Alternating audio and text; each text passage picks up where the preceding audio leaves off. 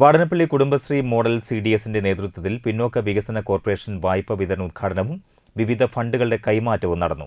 വിതരണോദ്ഘാടനം മുരളി പെരുന്നെല്ലി MLA ശാസ്ത്ര അയൽക്കൂട്ടത്തിന് നിർവഹിച്ചു.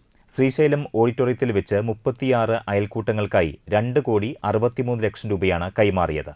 വാടനപ്പള്ളി ഗ്രാമപഞ്ചായത്ത് പ്രസിഡന്റ് ശാന്തി ഭാസി അധ്യക്ഷത വഹിച്ചു.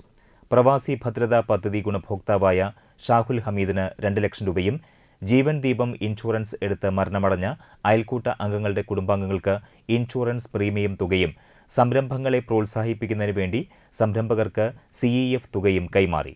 Kudumbashree chairperson Beena Shelly, vice chairperson Aseeba Azeez, Vadanappally panchayat vice president Ranya Bineesh, ward member CM Nisar, Shaija Udayakumar, assistant secretary Tessy എന്നിവർ സംസാരിച്ചു.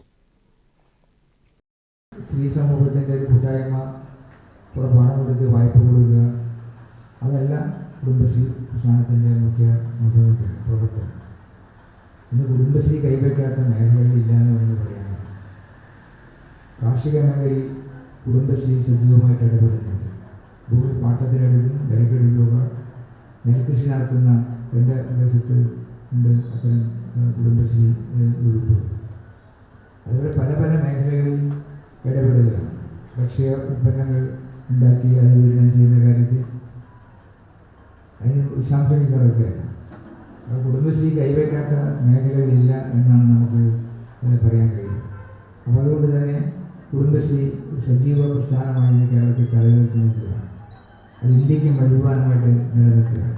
വാടനപ്പള്ളി പഞ്ചായത്തിനെ പറ്റി പറയുമ്പോൾ ജില്ലയിലെ കുടുംബശ്രീ അതുമായി ബന്ധപ്പെട്ട കാര്യത്തിൽ ഒരു മാതൃക CDS രൂപത്തിൽ വാടനപ്പള്ളി എടുക്കപ്പെട്ടു എന്നതും വളരെ സന്തോഷകരമായിട്ടുള്ള ഒരു കാര്യമാണ്.